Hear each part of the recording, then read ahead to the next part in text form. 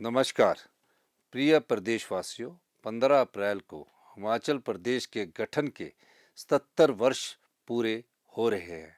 मैं आप सभी को हिमाचल दिवस की हार्दिक शुभकामनाएं देते हुए प्रदेश व आपके उज्जवल भविष्य की कामना करता हूं। यह दिन हिमाचल वासियों के लिए एक ऐतिहासिक दिन है। देश की आज़ादी के 8 महीनों के बाद सन 1948 को इस दिन हमारा खूबसूरत प्रदेश 30 छोटी बड़ी पहाड़ी रियासतों के विलय से केंद्र शासित चीफ कमिश्नर प्रोविंस के रूप में अस्तित्व में आया। भाइयों और बहनों, हिमाचल को एक अलग राज्य के रूप में स्थापित करने में उस समय के नेतृत्व के साथ साथ प्रजामंडल आंदोलन के नायकों, आंदोलनकारियों और प्रदेश की जनता ने महत्वपूर्ण भूमिका निभाई। हिमाचल दिवस के पावन अवसर पर मैं हिमाचल निर्माता और प्रदेश के पहले मुख्यमंत्री डॉक्टर यशवंत सिंह परमार सहित उन सभी महान विभूतियों के प्रति सम्मान व्यक्त करता हूं, जिन्होंने हिमाचल प्रदेश को एक अलग पहचान बनाने के लिए अपना बहुमूल्य योगदान दिया। साथ ही मैं इस वीर भूमि के उन बहादुर सैनिकों एवं स्वतंत्रता सेनानियों को भी श्रद्धांजलि अर्पित करता हूं, जिन्होंने मातृभूमि की रक्षा के लिए सर्वोच्च बलिदान दिया। मैं प्रदेश के मेहनती, ईमानदार व शांति प्रिय लोगों का विशेष रूप से आभार व्यक्त करता हूं, जिनके निरंतर प्रयासों से हिमाचल ने देश विदेश में अपनी एक खास पहचान बनाई है। प्रिय प्रदेशवासियों, प्रदेश की वर्तमान कांग्रेस सरकार वर्ष 2027 तक हिमाचल प्रदेश को आत्मनिर्भर बनाने और वर्ष 2032 तक देश के सबसे समृद्धशाली राज्य के रूप में विकसित करने के दृढ़ संकल्प के साथ कार्य कर रही है। हमारी आय के साधन सीमित है। मैं बताना चाहता हूं कि राज्य सरकार के हर 100 रुपये में से 42 रुपये कर्मचारियों के वेतन और पेंशन पर खर्च हो रहे हैं। इसके अलावा 11 रुपये कर्ज की अदायगी पर और 10 रुपये कर्ज का मूलधन चुकाने पर खर्च किए जा रहे हैं। भाइयों और बहनों, हमने प्रदेश की अर्थव्यवस्था को सुधारने के लिए कई बदलाव किए हैं तथा कुछ कड़े फैसले लेने में भी संकोच नहीं किया। व्यवस्था परिवर्तन की दिशा में हमारी इस महत्वपूर्ण पहल के कारण आज प्रदेश की आर्थिक व्यवस्था फिर पटरी पर आने लगी है। हमने कठिन वित्तीय स्थिति के बावजूद प्रदेश में विकास की गति को तेज किया है और इसके लिए अतिरिक्त वित्तीय संसाधन भी जुटाए हैं। विधानसभा चुनाव के दौरान किए गए 10 वायदों में से 6 वायदों को पूरा करके हम जनता की कसौटी पर खरा उतरने में सफल रहे हैं। बाकी 4 गारंटियों को भी हम पूरा करने के लिए प्रतिबद्ध है। प्रिय प्रदेशवासियों, हिमाचल प्रदेश को समृद्ध और आत्मनिर्भर बनाने के लिए हमारी सरकार ग्रामीण अर्थव्यवस्था को मजबूती प्रदान कर रही है। प्रदेश में पहली बार दूध, प्राकृतिक खेती से उगाए गेहूं, मक्की और हल्दी के लिए न्यूनतम समर्थन मूल्य दिया गया है। ग्रामीण विकास में महिलाओं की भागीदारी आवश्यक है, इसलिए महिला स्वयं सहायता समूहों द्वारा तैयार किए गए उत्पादों की बिक्री के लिए ई-कॉमर्स हिमीरा वेबसाइट शुरू की गई है। प्राकृतिक खेती कर रहे प्रदेश के 1,58,785 किसानों को प्रमाणित किया गया है। प्राकृतिक खेती करने वाले सभी किसानों को हिम परिवार रजिस्टर से जोड़ा जाएगा। हमारी सरकार ने निर्णय लिया है कि किसानों के हित में इस साल कृषि ऋण ब्याज अनुदान योजना शुरू की जाएगी, ताकि बैंकों के माध्यम से वन टाइम सेटलमेंट पॉलिसी लाकर उन किसानों को लाभ दिया जा सके जिनकी जमीनें नीलामी के कगार पर आ गई है और वे अपने 3 लाख रुपए तक के कृषि ऋण चुका सके। इस नीति के अंतर्गत मूलधन पर लगने वाले ब्याज का 50% हिस्सा सरकार वहन करेगी। हमारी सरकार ने प्राकृतिक तरीके से उगाई गई मक्की का न्यूनतम समर्थन मूल्य 30 रुपये से बढ़ाकर 40 रुपये और गेहूं का 40 रुपये से बढ़ाकर 60 रुपये प्रति किलो किया है, जिससे हमारे लाखों किसानों को आर्थिक लाभ मिल रहा है। पहली बार प्रदेश में प्राकृतिक हल्दी का उत्पादन बढ़ाने के लिए सरकार कच्ची हल्दी 90 रुपये प्रति किलो की दर से खरीदने जा रही है, जिसे हिमाचली हल्दी के नाम से प्रमोट किया जाएगा। प्रदेश में आलू की फसल को बढ़ावा देने के लिए हम ऊना जिले में लगभग 20 करोड़ की लागत से पोटैटो प्रोसेसिंग प्लांट स्थापित करने जा रहे हैं। भाइयों और बहनों, हमने पंजीकृत दूध समितियों को सुदृढ़ करने के लिए इन्हें मिलने वाली ट्रांसपोर्ट सब्सिडी को 1.5 रुपये प्रति लीटर से बढ़ाकर 3 रुपये प्रति लीटर करने का फैसला लिया है। आपको यह जानकर खुशी होगी कि इस साल गाय और भैंस के दूध पर न्यूनतम समर्थन मूल्य में फिर वृद्धि की गई है। हमने गाय के दूध पर समर्थन मूल्य 32 रुपये से बढ़ाकर 45 रुपये किया था, जिसे अब 51 रुपये प्रति लीटर कर दिया गया है। इसी तरह भैंस के दूध पर समर्थन मूल्य 47 रुपये से बढ़ाकर 55 रुपये प्रति लीटर किया गया था, जिसे इस साल से 61 रुपये प्रति लीटर कर दिया गया है। प्रदेश के सेब बागबानों को लाभान्वित करने के लिए हमारी सरकार ने पिछले साल से यूनिवर्सल कार्टन का इस्तेमाल शुरू किया और मंडी मध्यस्थता योजना के अंतर्गत लगभग 153 करोड़ रुपए की देनदारियां चुकाई है। हमने 31 मार्च 2026 तक हिमाचल को ग्रीन एनर्जी स्टेट बनाने के लिए लक्ष्य रखा है, जिसके लिए सौर ऊर्जा परियोजनाओं को प्राथमिकता दी गई है। प्राकृतिक और हरित हिमाचल का लक्ष्य हासिल करने के लिए हम परिवहन क्षेत्र में ई व्हीकल और इंफ्रास्ट्रक्चर डेवलपमेंट को बड़े स्तर पर प्रोत्साहन दे रहे हैं। चंबा में प्रदेश के पहले ग्रीन हाइड्रोजन मोबिलिटी स्टेशन के निर्माण का कार्य जारी है। सोलन जिले के नालागढ़ में 1 मेगावाट की ग्रीन हाइड्रोजन परियोजना स्थापित की जा रही है। इलेक्ट्रिकल वाहनों को बढ़ावा देने के लिए प्रदेश में 6 ग्रीन कॉरिडोर स्थापित किए जा चुके हैं। 3000 डीजल और पेट्रोल टैक्सी वाहनों को इलेक्ट्रिकल टैक्सी वाहनों में बदलने के लिए 40% तक का सब्सिडी प्रदान की जाएगी। 1000 बस रूटों के नए परमिट निजी क्षेत्र को आवंटित किए जाएंगे।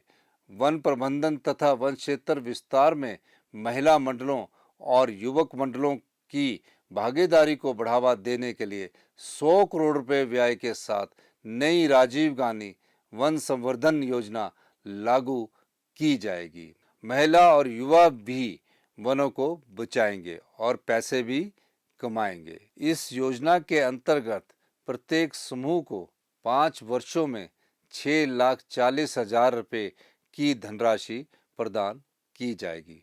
भाइयों और बहनों, हमारी सरकार महिलाओं को आर्थिक और सामाजिक रूप से सशक्त बनाने के लिए दृढ़ संकल्प है। हमने महिलाओं को चरणबद्ध तरीके से प्रति माह 1500 रुपये की आर्थिक सहायता प्रदान करने के लिए इंदिरा गांधी प्यारी बहना सुख सम्मान निधि योजना आरंभ की है, ताकि अपनी दैनिक जरूरतों के लिए उन्हें किसी पर निर्भर ना रहना पड़े। हमने निर्णय लिया है कि 1 जनवरी 2025 से 31 मार्च 2026 के बीच 21 वर्ष की आयु पूरा करने वाली तथा डोमेस्टिक हेल्पर के रूप में कार्य करने वाली महिलाओं को भी इस योजना का लाभ प्रदान किया जाएगा। भवन एवं कामगार कल्याण बोर्ड से पंजीकृत पात्र विधवाओं, एकल निराश्रित एवं दिव्यांग महिला श्रमिकों जिनकी आय 2,50,000 रुपये सालाना से कम है को गृह निर्माण के लिए 3 लाख रुपए की वित्तीय सहायता दी जा रही है। हमारी सरकार ने महर्षि वाल्मीकि कामगार आवास योजना को मंजूरी प्रदान की है। इस योजना के अंतर्गत 2,50,000 रुपये से कम सालाना आय वाले वाल्मीकि समुदाय के सफाई कर्मचारियों को घर बनाने के लिए 3 लाख रुपए की वित्तीय सहायता देने का प्रावधान किया गया है। समाज के संवेदनशील वर्गों के अधिक से अधिक लोगों को लाभान्वित करने के लिए बीपीएल परिवारों की सूची में संशोधन करने का महत्वपूर्ण कार्य भी हमारी सरकार कर रही है। हम यह सुनिश्चित करेंगे कि पात्र परिवार ही बीपीएल में आएं और यह जिम्मेदारी बीडीओ और एसडीएम को दी गई है।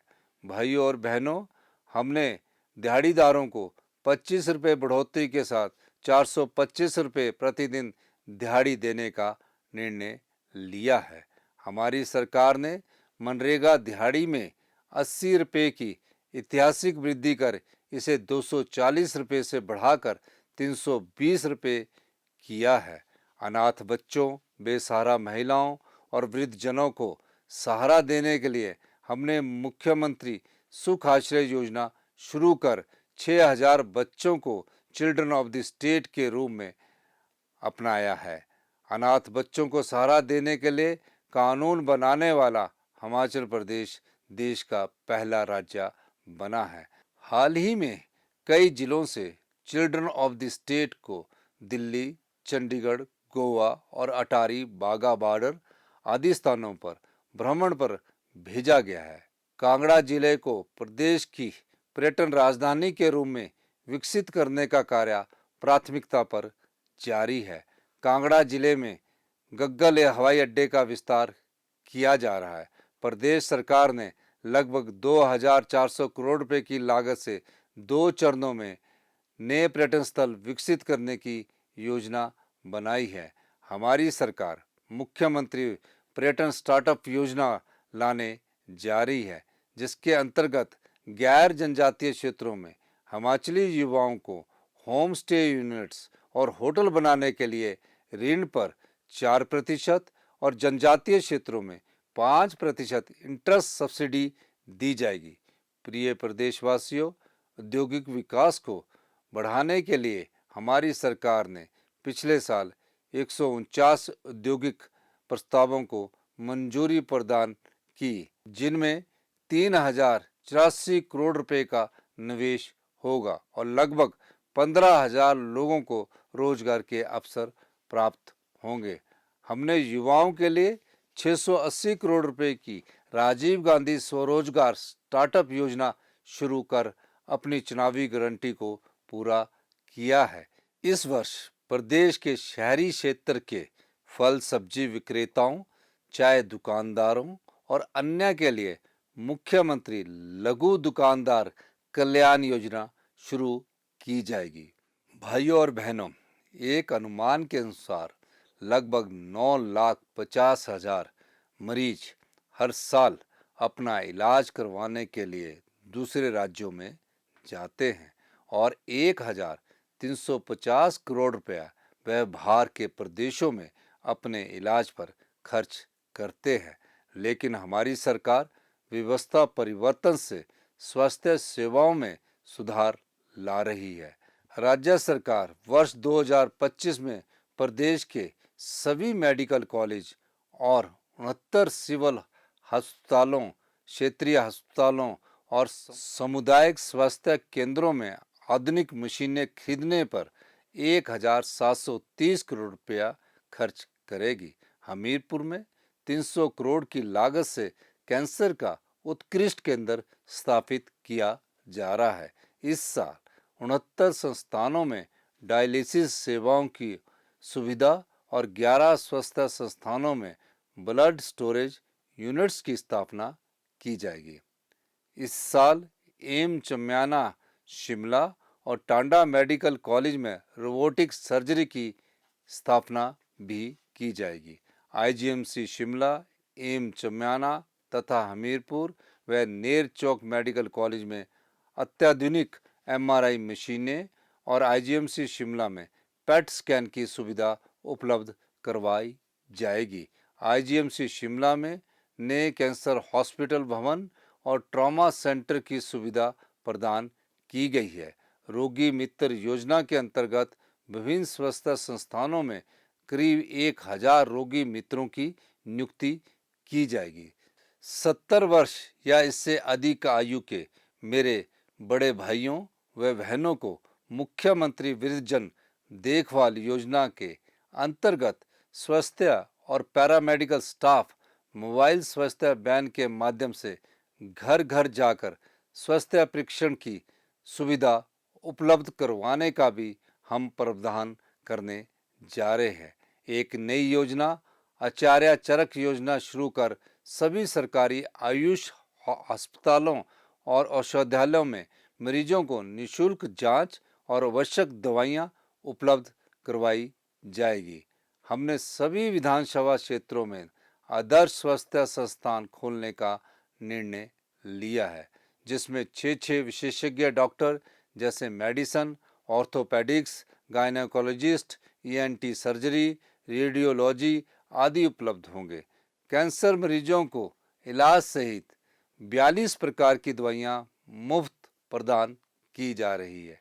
प्रिय प्रदेशवासियों, पिछली भाजपा सरकार का कार्यकाल जब पूरा हुआ उस समय शिक्षा क्षेत्र में हमारी रैंकिंग 21वें स्थान पर पहुंच गई थी।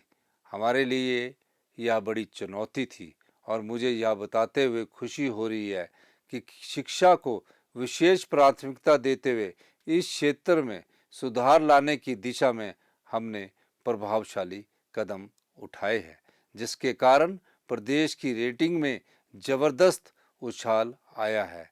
एनुअल स्टेटस ऑफ एजुकेशन की 2024 की एनुअल रिपोर्ट में हिमाचल के विद्यार्थियों के लर्निंग लेवल को अव्वल आंका गया है। इसके अतिरिक्त स्कूलों में पेयजल उपलब्धता के मामले में भी हिमाचल को अव्वल स्थान दिया गया है। भाइयों और बहनों, मेरा मानना है कि सरकारी शिक्षण संस्थानों के विद्यार्थी किसी से कम नहीं है। मैं खुद सरकारी स्कूल से पढ़कर मुख्यमंत्री के पद तक पहुंचा हूं। राज्य सरकार सरकारी शिक्षण संस्थानों में सुविधा बढ़ा रही है और गुणात्मक शिक्षा प्रदान करने के लिए हर संभव प्रयास कर रही है। हमारी सरकार का उद्देश्य क्वालिटी एजुकेशन प्रदान करना है ताकि हमारे युवा आत्मविश्वास के साथ भविष्य की चुनौतियों का सामना कर सके।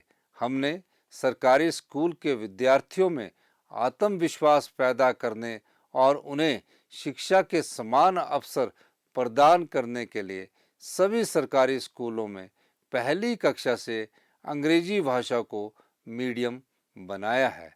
भाइयों और बहनों, प्रदेश के हर विधानसभा क्षेत्र में अत्याधुनिक तकनीक से लैस Rajiv Gandhi day boarding school स्थापित किए जा रहे हैं और इस साल 31 डे बोर्डिंग स्कूलों के निर्माण की प्रक्रिया आरंभ कर दी जाएगी। शिक्षा में सुधार के कदम उठाते हुए हमने प्री नर्सरी से 12वीं तक एक ही डायरेक्टरेट ऑफ स्कूल एजुकेशन का गठन किया है, जबकि डायरेक्टरेट ऑफ हायर एजुकेशन कॉलेजों सहित उच्च शिक्षा के सभी पहलुओं की देखरेख करेगा। विधवा, बेसहारा, तलाकशुदा महिलाओं और विकलांग माता पिता के बच्चों की शिक्षा के लिए वित्तीय सहायता प्रदान करने के उद्देश्य से हमारी सरकार ने इंदिरा गांधी मुख्यमंत्री सुख शिक्षा योजना शुरू करने का निर्णय लिया है। इस योजना के अंतर्गत पात्र लाभार्थियों को 18 वर्ष से कम आयु के बच्चों की शिक्षा, स्वास्थ्य और पोषण संबंधी खर्चों को पूरा करने के लिए हर महीने 1000 रुपया सहायता का प्रावधान किया गया है। ग्रेजुएट, पोस्ट ग्रेजुएट, डिप्लोमा या वोकेशनल कोर्सेज में प्रवेश पाने वाले बच्चों को ट्यूशन फीस और हॉस्टल का खर्चा वहन करने के लिए भी सरकार वित्तीय सहायता प्रदान करेगी। अध्यापकों के लिए विदेशों में एक्सपोजर विजिट की नई पहल भी हमने की है। शैक्षणिक गतिविधियों का ज्ञान अर्जन करने के लिए पहले चरण में 200 अध्यापक सिंगापुर भ्रमण पर भेजे गए। प्रदेश सरकार ने 50 मेधावी विद्यार्थियों को 11 दिनों के शैक्षणिक अध्ययन के लिए कंबोडिया और सिंगापुर भेजा और इस पहल की राष्ट्रीय स्तर पर सराहना हुई। हमारी सरकार ने निर्णय लिया है कि महाविद्यालयों और स्कूलों में विभिन्न श्रेणियों के कुल 1000 पद भरे जाएंगे। हिमाचल प्रदेश में नशीले पदार्थों के सेवन और तस्करी को रोकने के लिए हमारी सरकार गंभीर कदम उठा रही है। सत्ता में आते ही हमने पिट एनडीपीएस एक्ट को लागू किया, जो पिछली भाजपा सरकार 5 साल तक लागू नहीं कर पाई। इस कानून के लागू होने के बाद ऐसे लोगों की गिरफ्तारी हुई जो बार बार नशे के काले कारोबार में शामिल थे। आज के दिन मैं नशे का कारोबार करने वालों को कड़ी चेतावनी देता हूं कि इस कारोबार में शामिल लोगों को सलाखों के पीछे पहुंचाया जाएगा तथा उनकी संपत्ति की जांच होगी और राज्य सरकार उन्हें अटैच करेगी। अगर संपत्ति अतिक्रमण कर बनाई है तो उसे गिराया जाएगा। हमने सभी जिला प्रशासनों को पंचायत स्तर पर नशीले पदार्थों के सप्लायर और इसके आदि लोगों सहित ड्रग नेटवर्क की मैपिंग करने के निर्देश दिए हैं। हमारी सरकार ने नशे के विक्टिम और अपराधियों में अंतर करने के लिए एचपी एंटी ड्रग एक्ट विधानसभा से पास किया है। यह एक्ट विक्टिम के प्रति संवेदनशील रवैया रखता है। हम नशे के दलदल में फंसे व्यक्तियों को फिर से समाज की मुख्य धारा में शामिल करने का प्रयास कर रहे हैं। नशीले पदार्थों की तस्करी को रोकने के लिए स्पेशल टास्क फोर्स बनाई जा रही है। सिरमौर जिला के कोटला बड़ोग में एक state of art rehabilitation centre बनाया जा रहा है। अन्य जिलों में भी इस प्रकार के सेंटर स्थापित किए जाएंगे ताकि नशे के दलदल में फंसे युवाओं को इससे आज़ाद करने में उनकी सहायता की जा सके। हिमाचल में ऑर्गेनाइज्ड क्राइम की घटनाओं को देखते हुए राज्य सरकार ने ऑर्गेनाइज्ड क्राइम कंट्रोल एक्ट भी पास कर दिया है, जिसे पुलिस बेहतर ढंग से ऐसे अपराधियों पर नकेल कस पाएगी। हिमाचल प्रदेश में जल आपूर्ति की गुणवत्ता में सुधार लाने के उद्देश्य से 200 करोड़ रुपए के प्रावधान के साथ नई मुख्यमंत्री स्वच्छ जल शोधन योजना की शुरुआत की जाएगी। 745 करोड़ रुपए की लागत से 8 जिलों के ग्रामीण क्षेत्रों में 20,663 घरों तक बेहतर आपूर्ति सुनिश्चित की जाएगी। प्रिय प्रदेशवासियों, यात्रियों को बेहतर परिवहन सेवाएं प्रदान करने के लिए सरकार लगातार प्रयास कर रही है। इस साल परिवहन निगम में अतिरिक्त 500 ई बसों की खरीद की जाएगी।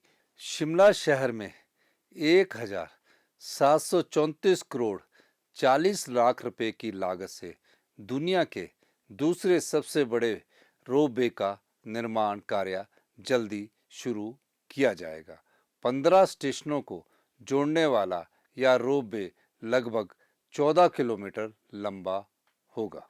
भाइयों और बहनों, देश की आज़ादी के बाद पहली बार बड़ा बंगाल जैसे अति दुर्गम क्षेत्र को सड़क सुविधा से जोड़ने और शिमला जिला के दुर्गम क्षेत्र डोडरा क्वार तक पक्की सड़क पहुंचाने की पहल की है, जिससे ये क्षेत्र भी विकास की मुख्य धारा से जुड़ जाएंगे। हमारी सरकार ने भ्रष्टाचार पर अंकुश लगाने के लिए जीरो टॉलरेंस नीति अपनाई है। पूर्व सरकार के दौरान हिमाचल प्रदेश कर्मचारी चयन आयोग के माध्यम से हुई भर्तियों में घोटालों तथा युवाओं के भविष्य से हो रहे खिलवाड़ को देखते हुए हमारी सरकार ने इस आयोग को बंद कर इसके स्थान पर पारदर्शिता व जवाबदेही सुनिश्चित करते हुए राज्य चयन आयोग की स्थापना की। प्रिय प्रदेशवासियों, आम लोगों को राहत प्रदान करने के लिए हमारी सरकार ने प्रदेश के इतिहास में पहली बार तहसील और उप तहसील स्तर पर विशेष इंतकाल राजस्व अदालतों का आयोजन किया। अब तक 2,75,000 से अधिक इंतकाल, 16,258 तकसीम, 27,404 निशानदेही और 7,260 दुरुस्ती के मामलों का निपटारा किया गया है। प्रदेश के दूर दराज इलाकों में रहने वाले लोगों को अपने छोटे छोटे काम करवाने के लिए जिला मुख्यालय या राज्य सचिवालय आने की जरूरत ना पड़े और उनके धन व समय की बचत हो, इस सोच के साथ हमने सरकार गांव के द्वार कार्यक्रम की शुरुआत की है। मैं स्वयं डोडरा क्वार और कुपवी गया और एक रात वहां रुका। हमारे मंत्रिमंडल के सहयोगी भी इस कार्यक्रम के माध्यम से जन समस्याओं का निवारण कर रहे हैं।